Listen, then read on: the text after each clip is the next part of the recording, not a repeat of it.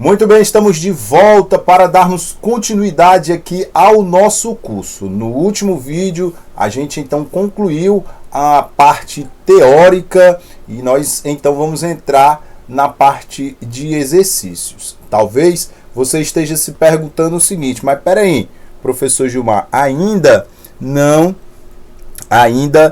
terminamos a parte de teoria. Só que aí é onde eu vou explicar para você, tá? Nós temos aqui a portaria de número 1220 de 2014, que dispõe sobre o regimento geral dos estabelecimentos prisionais do Ceará. E nós temos mais abaixo a instrução, né? Faltou um S aqui. A instrução normativa da Secretaria de Administração Penitenciária, da SAP, a instrução número 3, de 2020, que estabelece e padroniza os procedimentos operacionais do sistema penitenciário do Estado. O que acontece? O Regimento Geral dos Estabelecimentos Prisionais do Ceará ele foi cobrado lá no ano de 2017, no último concurso para agentes penitenciários. E aí, o que acontece? No final do regimento nós temos um artigo que diz que a cada 4 anos um novo regimento geral será então editado, devidamente atualizado, ou seja, a revisão do regimento geral dos estabelecimentos prisionais ela será realizada a cada 4 anos. Para ser mais específico, é o artigo 187 que traz essa informação, tá? Artigo 187, tá? Que são contados a partir da publicação por uma comissão especial que é designada pelo secretário, o antigo secretário de Justiça e Cidadania, composta preferencialmente de forma paritária por membros das instituições com atuação direta no sistema prisional. Sem prejuízo da citada revisão, serão promovidos encontros anuais de servidores e gestores para discussão, proposição e avaliação das políticas públicas para o sistema penitenciário. Este regimento, esta portaria de número 1220, ela deveria ter sido então revisada no final do ano de 2018, ou pelo menos no ano de 2019, tá? Só que até o presente momento nós não tivemos ainda a edição de um novo regimento geral dos estabelecimentos prisionais. E aí é que é aí onde vem a seguinte indagação. Se esta portaria tem que ser revista a cada 4 anos, atualmente eu tenho que estudá-la, ela está vigente, ela pode ser cobrada no concurso ou não.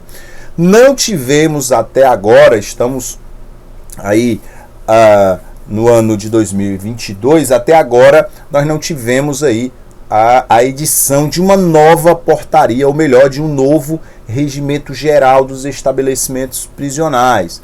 Esta portaria de 2020, ela encontra-se na sua grande maioria, ou a grande maioria de seus dispositivos estão em desuso dentro do sistema prisional do Estado. Para você ter uma ideia, nem mais se chama Secretaria de Justiça e Cidadania, né? Agora nós temos uma Secretaria de Administração Penitenciária. A conjuntura, a estrutura do sistema prisional do Estado, regulado aí por esta portaria 1220, ela não existe mais. Então muita coisa mudou de 2014 para cá. Alguns de seus dispositivos nós poderíamos aproveitar. No entanto, a grande maioria dos dispositivos desta portaria não está mais aí em uso nos dias atuais dentro do sistema prisional. Então, para não corrermos o risco de estudarmos uma portaria relativamente extensa que pode não ser cobrada na sua prova, nós apenas vamos fazer a recomendação para que, por desencargo de consciência, você leia os 188 artigos desta portaria. Eu resolvi, então, conversando com alguns outros professores especialistas aí nessa disciplina, nós resolvemos então não ministrar aí a portaria de 188 artigos, porque há grande probabilidade de fato, em razão de seus dispositivos estarem em desuso, dela não ser cobrada no próximo certame. Então eu quero fazer aqui, eu quero me comprometer aqui com você, tá? Nós vamos deixar apenas essa informação aqui em nosso curso. Caso realmente ela não seja cobrada, você não terá nenhum tipo de prejuízo, você que adquiriu aqui o meu curso. Se porventura ela vier lá no edital, eu irei gravar as aulas dos principais tópicos desta portaria, irei disponibilizar posteriormente para você aqui dentro da plataforma, tá bom? Então, neste primeiro momento, eu e outros professores especialistas nessa disciplina, nós resolvemos então não ministrar a portaria, porque ainda há uma incerteza muito grande se ela será realmente cobrada em razão de já estar em desuso a grande maioria de seus dispositivos legais, tá certo?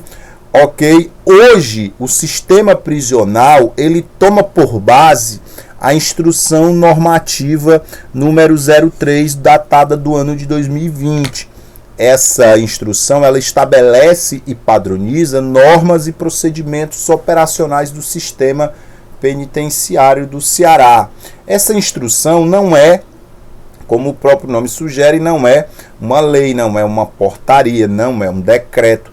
Apenas nós temos aqui instruções que padronizam normas e procedimentos operacionais no sistema penitenciário do Estado. Acredito eu que ela tenha sido editada, tenha sido divulgada, enquanto não se revisa o antigo regimento, enquanto não se aprova um novo regimento prisional dos estabelecimentos prisionais do Ceará.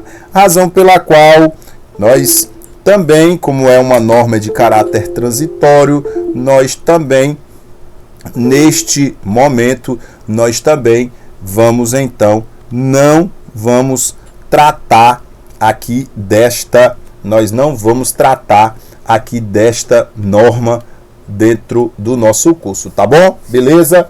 Então, neste momento, a portaria, só para ficar claro, é uma portaria 1220 que está em desuso, é uma portaria que está em desuso, e nós temos uma instrução normativa que não tem um caráter de lei, não tem aí um caráter de decreto, de portaria, ela apenas está aí em caráter provisório. Provavelmente, posteriormente, deverá ser editado aí o Estatuto da Polícia Penal, também. Estamos na expectativa de um novo regimento ser aprovado, quem sabe até o edital de vocês. Então, enquanto isso, o que é que nós vamos fazer aqui para concluir, para direcionar o nosso estudo? Nós vamos resolver exercícios de tudo que foi estudado até o presente momento, tá? Então já lhe convido a acompanhar comigo aqui na tela.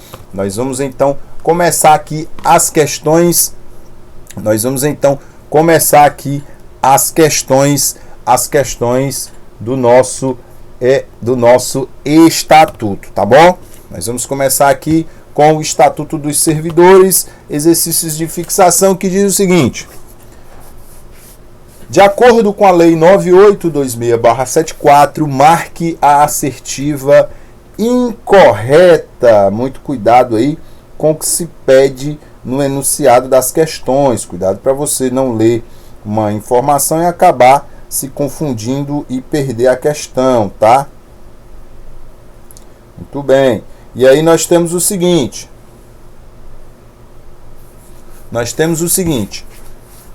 A posse é o ato que completa a investidura em cargo público. Observe no enunciado que nós estamos procurando a incorreta, tá?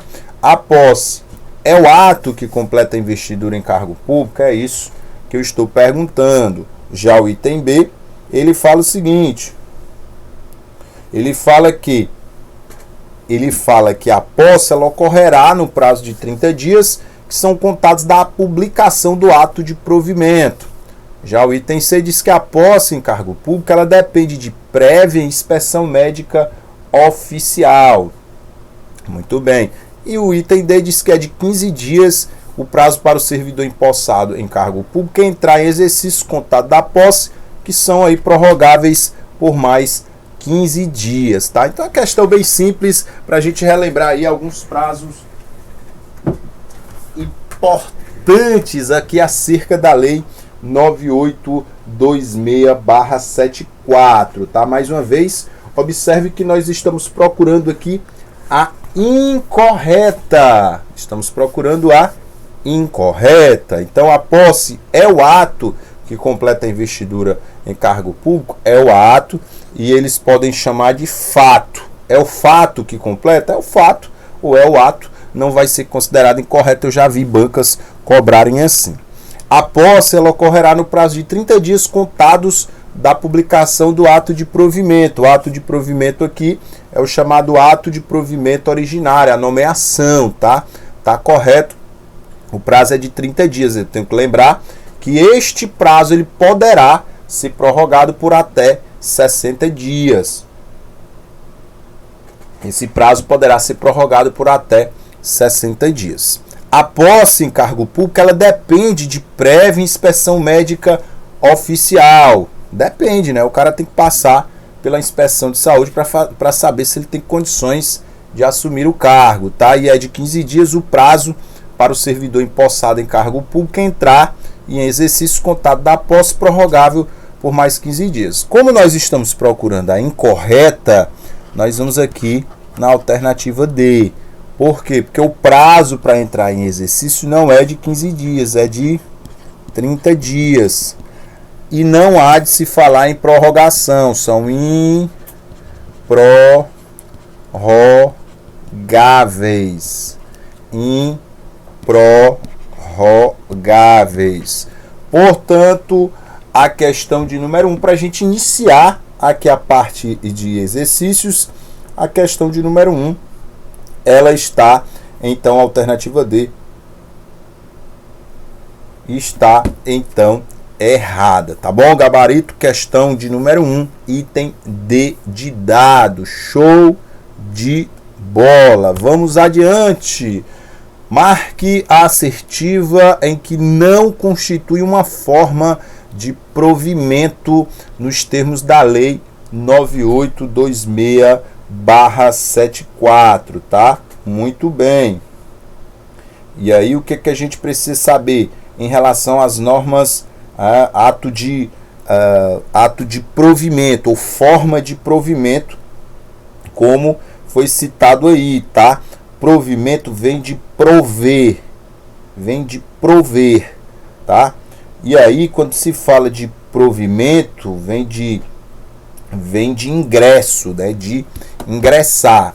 Então, marca a assertiva que não constitui, ou seja, eu quero a incorreta, tá? Eu quero a incorreta em relação às formas de provimento.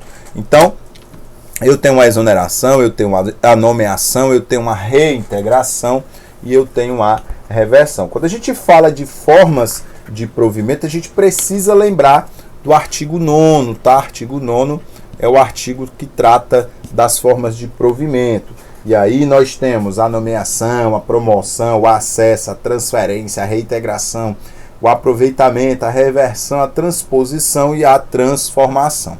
Lá no artigo 9º você vai encontrar 9, é só lembrar, artigo 9º, 9 formas de provimento. No entanto, são considerados inconstitucionais. São inconstitucionais. São inconstitucionais, tá? Inconstitucional.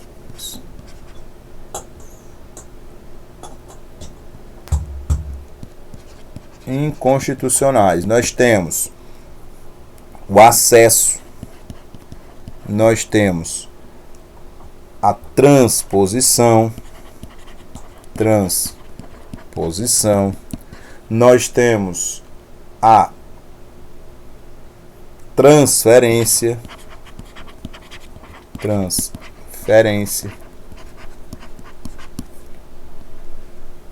nós temos a transferência e dá pra gente aqui também fazer um comentário sobre a transformação, tá?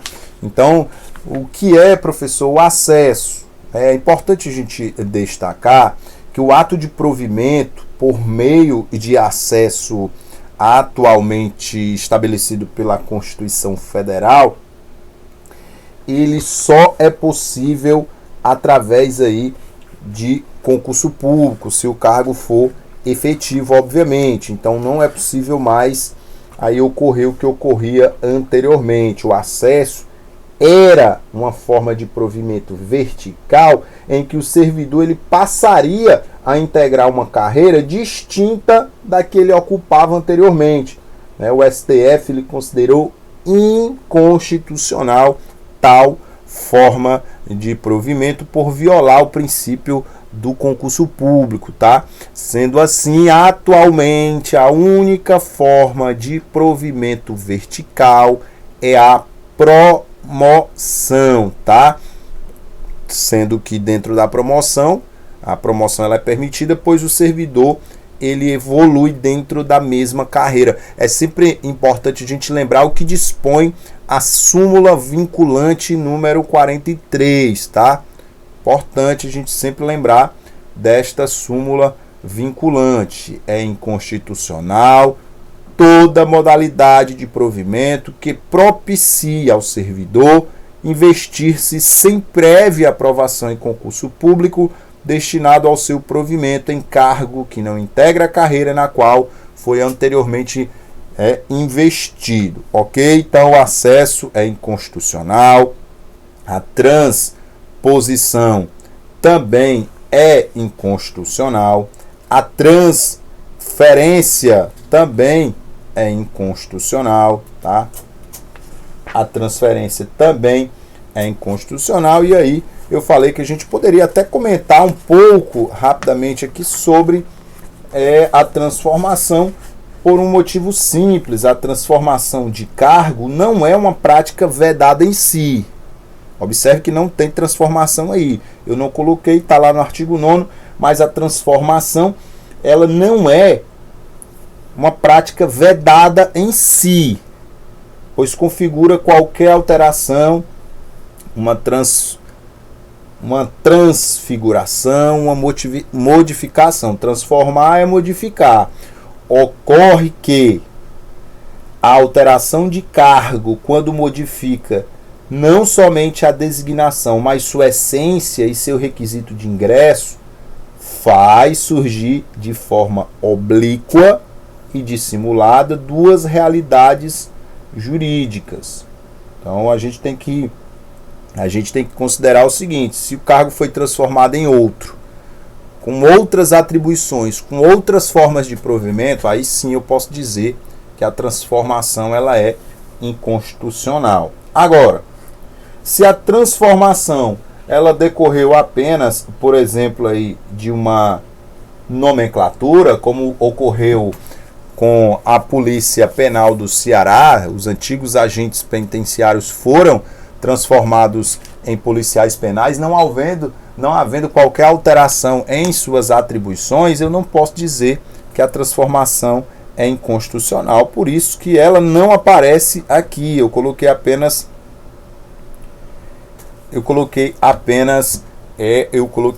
as três: acesso, transposição e transferência. Observe que, além dessas três, nós temos as demais: a promoção, a nomeação, a reintegração, a reversão, o aproveitamento, e aí vai. Como o item 2, a questão 2 fala: marque assertivo em que não constitui formas de provimento de cargo público nos termos da Lei 9826/74, nós temos então a resposta. A nomeação é, a reintegração é a reversão. O que não é o item A, é a resposta que eu estou procurando, tá? É a resposta que eu estou procurando. E aí nós vamos para a questão de número 3. A questão de número 3, ela diz o seguinte: de acordo com o que dispõe a Lei 9826/74 e a súmula de número 14 do STF, assinale a alternativa que aponta de forma incorreta um requisito básico para investidura em cargo público, tá? Mais uma vez, eu tenho aqui de forma correta, ou seja, eu quero aquela que está errada. E aí nós podemos ver o seguinte: a nacionalidade brasileira, o gozo dos direitos políticos, a quitação com as obrigações militares e eleitorais, ter completado no mínimo 18 e no máximo 50 anos de idade, está errado o item D, porque não pode haver limitação de acesso a cargos públicos em razão da idade, muito menos em razão da idade de 50 anos. Ah, professor, mas eu estou estudando o estatuto e no estatuto eu encontrei um artigo que fala da limitação em razão da idade, é o artigo 14. Artigo 14, inclusive está citada aí a súmula 14, né, coincidentemente, artigo 14 da lei, súmula 14 do STF, é considerado inconstitucional, ou o artigo 14 da lei ele foi revogado tacitamente. Significa dizer o quê? Que não é admissível, por ato administrativo, restringir, em razão da idade, inscrição em concurso para cargo público.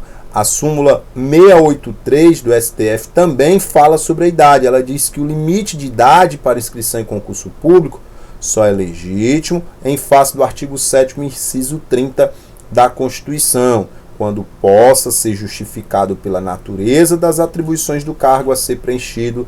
Desta forma, o artigo 14, que fala da idade de 50 anos, é considerado o quê?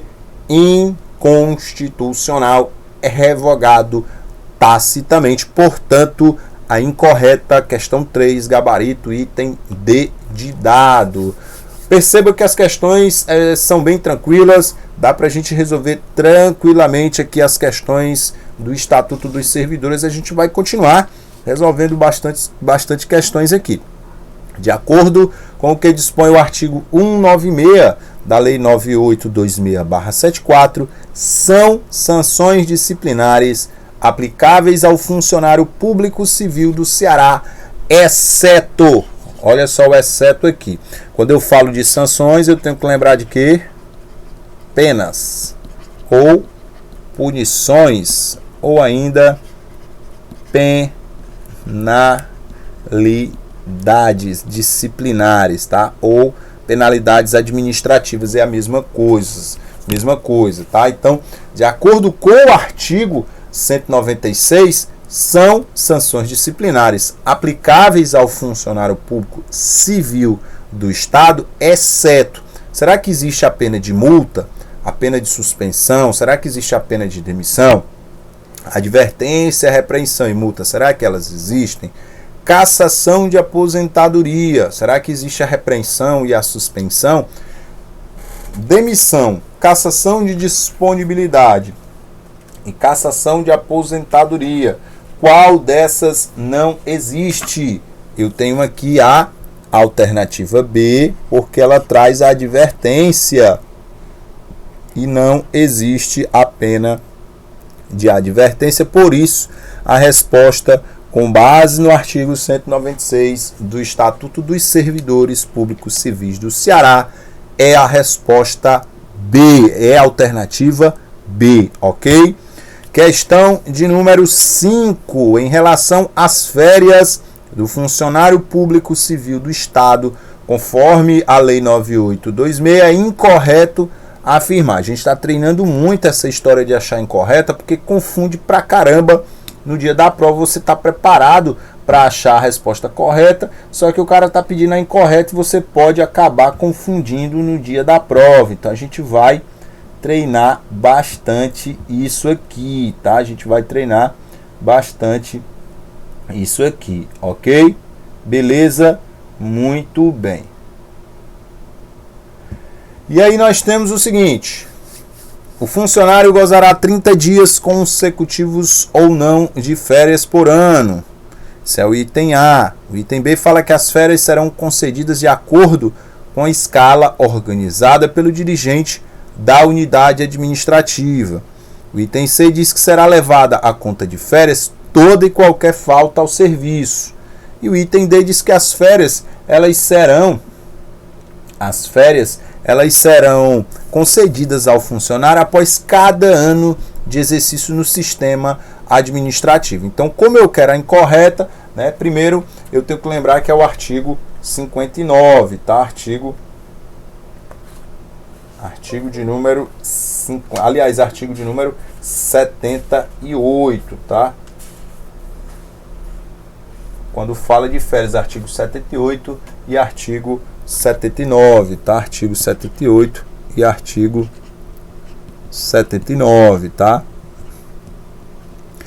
Quando eu falo de férias, artigo 78 e artigo 79, tá? E aí, o que a gente precisa lembrar aqui? Eu quero a incorreta. Será levada a conta de férias toda e qualquer falta ao serviço? É vedado. É vedado, é proibido levar a conta de férias qualquer falta ao serviço. Portanto, a resposta é alternativa C. É alternativa C. Será levada a conta de férias toda e qualquer falta ao serviço. Ok? Muito bem. E aí nós vamos para a questão de número 6. Vamos adiante. Questão de número 6, ela vai dizer o seguinte.